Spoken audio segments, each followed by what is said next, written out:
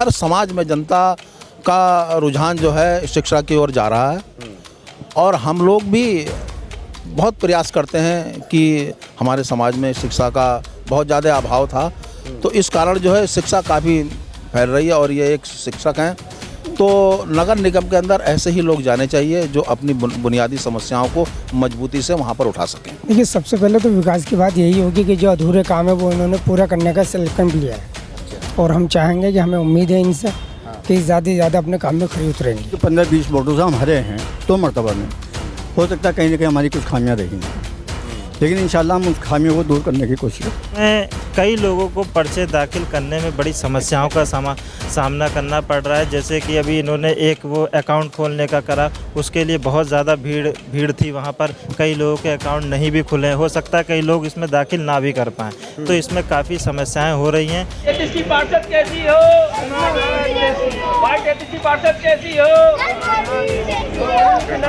पार्षद कैसी हो।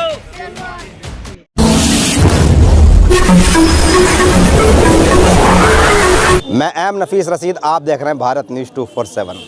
वीडियो के आखिर तक बने रहें क्योंकि मैंने ये वादा किया था आपसे कि मुद्दों पे बात जरूर करूँगा। हल्द्वानी में मौजूद हूँ और वार्ड 33 पे जो सलमा सलमानी यानी कि अपना पर्चा दाखिल करके आगे बढ़ी हैं, उनके सपोर्टर क्या कहते हैं, साथ ही साथ इलाके की समस्याओं पर भी बात करेंगे। पर पहले सबसे पहले बात करेंगे, सर क्या नाम हुआ आपका? नसीम अहमद सलमानी। नसीम साहब, जानना ये चाह रहा था कि आपकी समाज की बेटी है, बहू है आपके, तो यहाँ से हल्द्वानी वार्ड नंबर 33 से, तो क्या एक ऐसी जरूरत पड़ी कि भाई आप लोगों को सलमा को खड़ा करना पड़ा?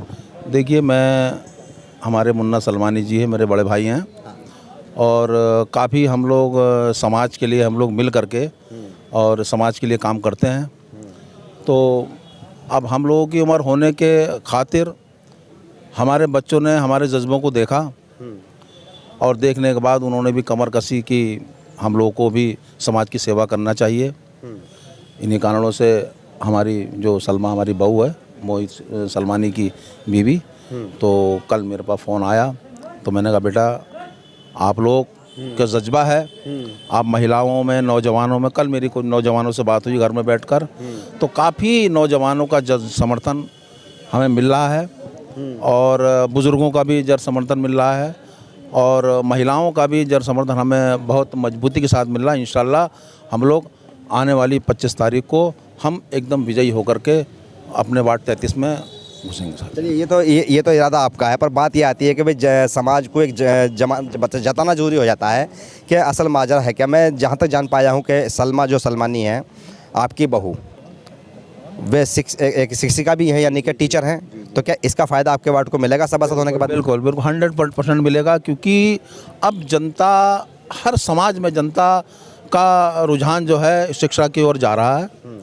और हम लोग भी बहुत प्रयास करते हैं कि हमारे समाज में शिक्षा का बहुत ज़्यादा अभाव था, तो इस कारण जो है शिक्षा काफ़ी फैल रही है। और ये एक शिक्षक हैं, तो नगर निगम के अंदर ऐसे ही लोग जाने चाहिए जो अपनी बुनियादी समस्याओं को मजबूती से वहाँ पर उठा सकें। बात करूँगा। और क्या नाम है सर आपका? नसीम अहमद सलमानी। नसीम साहब जानना चाह रहा था कि सुबह से देख रहा हूँ आपको काफ़ी मेहनत कर रहे हैं आप। परिवार में से जब चुनाव लड़ते हैं तो क्या उम्मीद करते हैं कि भाई वोट जो है ना सिर्फ इसलिए पड़ा जाना चाहिए कि हमारे समाज की है, हमारी बहू है, हमारी बेटी है, या सिर्फ विकास की बात भी होगी कि नालियाँ सही होंगी नहीं होंगी?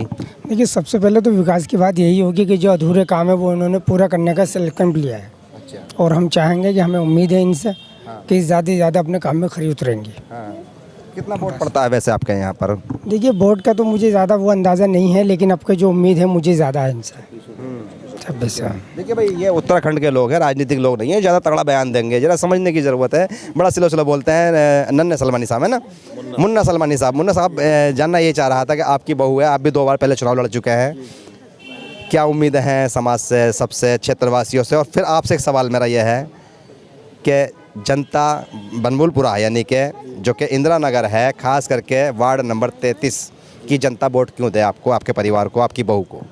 देखिए, मैं जो चुनाव लड़ा पहले, मेरा शकील सलमानी जो पहले थे, मैं उससे दूसरे नंबर पर हमेशा रहा हूँ। मैं 15-20 वोटों से मैं उससे हरा हूँ, लेकिन कहीं ना कहीं जो 15-20 वोटों से हम हरे हैं 2 मरतबा में, हो सकता है कहीं ना कहीं हमारी कुछ खामियां रही हों, लेकिन इंशाल्लाह हम उस खामियों को दूर करने की कोशिश करें। अच्छा, ये खामियां दूर करने की बात रहेगी। फिर भी एक सवाल ये आता है ना कि आपकी जो बहू है वो शिक्षिका है, शिक्षक है, वो इसी आधार पे जीतेगी इंशाल्लाह।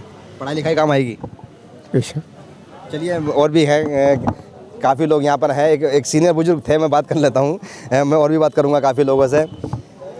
कहते थे कि भाई खास करके कि पढ़ाओ बच्चों को, पढ़ गए हैं तो अब लड़ाओ बच्चों को, ऐसा हो गया? हाँ साहब, हाँ। आज की पीढ़ी में भाई नवयुवकों ने आगे आना चाहिए। फिर जो शिक्षा का जो ये हमारे में ये बहू जो खड़ी हुई है, ये शिक्षा विभाग में नौकरी करती है। इसको हर बच्चे का ज्ञान है। आगे कई भी कार्य विशेष का ये उचित ध्यान देंगे। नाले हैं और पूरे क्षेत्र की जनता का मतलब समर्थन देंगे जरूर, हमें विश्वास है। सब लोगों ने तैयारी कर ली है, यानी कि ये वाली बात है। हम यहाँ पर पढ़ते हैं, जिताने की तैयारी कर ली है आपने? पूरी। चलिए देखिए भाई, बात मैंने जो कहा ना कि पहले पढ़ाओ, ये नारा देते थे ज़्यादातर। जी, क्या बताइए? हाँ, ये पर्चा आपने पर्चा दाखिल किया है इनका।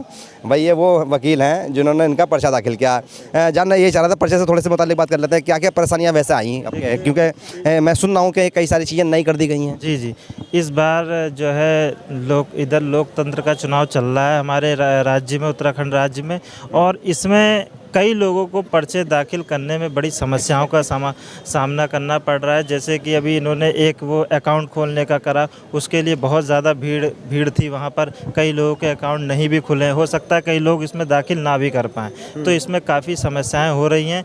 लेकिन यह है कि अब पार्षद हैं तो अपनी मेहनत से लग करके इन पर्चों को भर रही हैं, और जो है हमारा पर्चा बिल्कुल सफलतापूर्वक अच्छा रहा। सारे ही कागज़, उससे ज़रूरत से ज़्यादा हमारे कागज़ थे, बल्कि कितनों के पास कागज़ ही नहीं है, इनके पास ज़रूरत से ज़्यादा कागज़ थे, जिसको जो है पढ़ाई लिखाई का फ़ायदा मिल गया। पढ़ाई लिखाई का भरपूर फ़ायदा इनको मिलेगा। और मैं यहीं से आपके स्टूडियो के माध्यम से ये भी वार्ड नंबर 33 बनभूलपुरा की जनता को ये भी कहना चाहता हूँ कि सलमा नाज एक पढ़ी लिखी महिला हैं, और महिलाओं के बीच में, बुज़ुर्गों के बीच में रहती हैं, और इससे वहाँ के आने वाले वार्ड नंबर 33 की जितनी भी महिलाएं हैं उनको बहुत लाभ मिलेगा।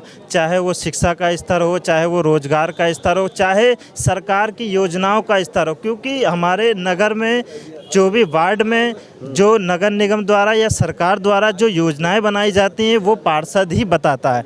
कई पार्षद जो बन जाते हैं लेकिन उनको योजनाओं का ज्ञान नहीं हो पाता है, वो उस स्तर तक अपने वहाँ के निकाय के लोगों को नहीं बता पाते हैं। लेकिन मैं ये उम्मीद करता हूँ कि ये जो पढ़ी लिखी हैं, साक्षर हैं, हर एक चीज़ में आगे रहेंगी, और वार्ड नंबर 33 की जितनी भी वहाँ जनता होगी सबको बिल्कुल वहाँ की जो भी योजनाएँ आएंगी, चाहे वो शिक्षा का मामला हो, चाहे वो रोज़गार का मामला हो, चाहे वो सफाई से संबंधित का मामला हो, कोई भी मामला हो, सलमा नाज उस पर बखूबी उभर कर आएंगी।